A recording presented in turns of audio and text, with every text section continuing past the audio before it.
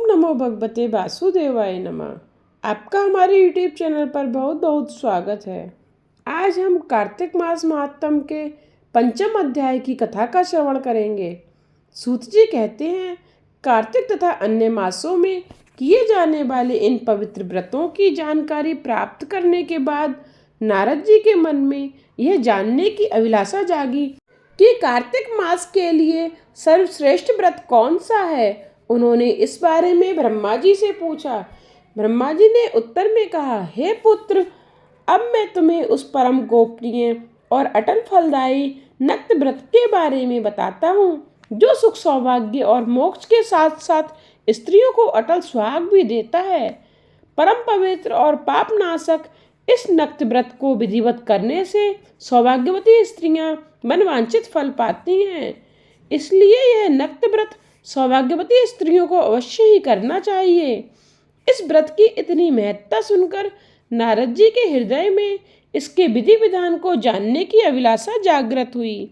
नारद जी की जिज्ञासा को शांत करने के लिए ब्रह्मा जी ने मुस्कुरा कर कहा, वत्स, यह अति गोपनीय और देव दुर्लभ व्रत है, परंतु तुम्हारे से स्नेह और लोक कल्याण की भावना से कार्तिक मास के इस विशिष्ट व्रत के बारे में बतलाता हूँ। व्रत करने वाला आश्विन शुक्ला पूर्णमासी को प्रातः काल उठकर शौच आदि से निवृत्त होकर दंत मंजन आदि करे। इसके बाद दो नदियों के संगम, नदी, सरोवर, कुंड अथवा कुएं पर या फिर घर में ही स्नान करे।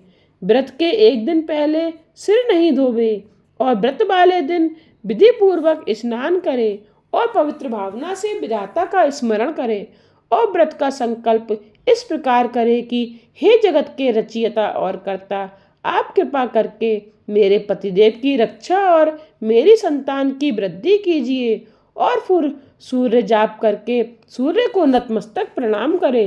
उस दिन सुंदर वस्त्र और आभूषण धारण करे। दिन में भोजन अथवा जलपान कदापि नहीं करना चाहिए।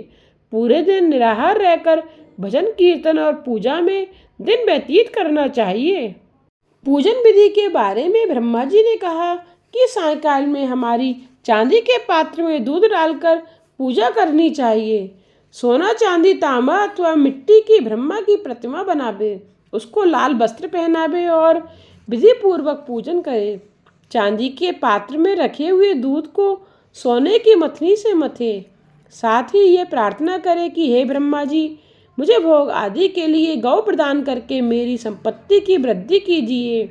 मेरे पतिदेव को धन धान्य युक्त और चिर आयु कीजिए तथा बहुत से दास दासियां प्रदान कीजिए।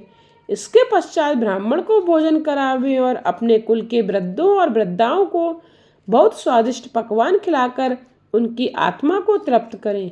फिर तारों को देखकर स्वयं भी भोजन करें।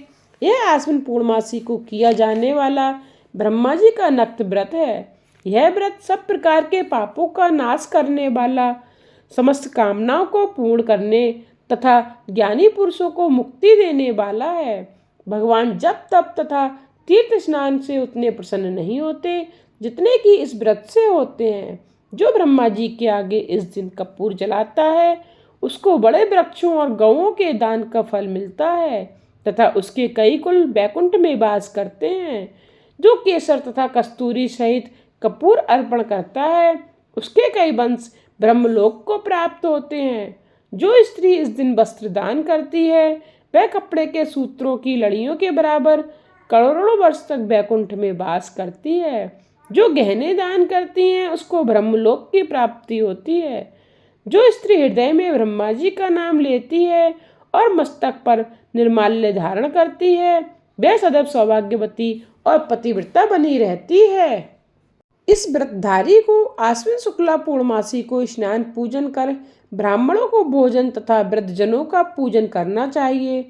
सायंकाल ब्रह्मा जी का पूजन कर प्रार्थना करे, हे ब्रह्म विधाता, यह व्रत मैंने आपके निमित्त किया है, अतः इससे किसी प्रकार की कोई कमी हो तो उसको आप स्वयं ही पूरी कर लें। ब्रह्मा जी ने यह भी कहा है कि इस व्रत को करने की तो बात ही क्या, जो इस कथा को पढ़ता है उसे भी अश्वमेध यज्ञ का फल प्राप्त होता है।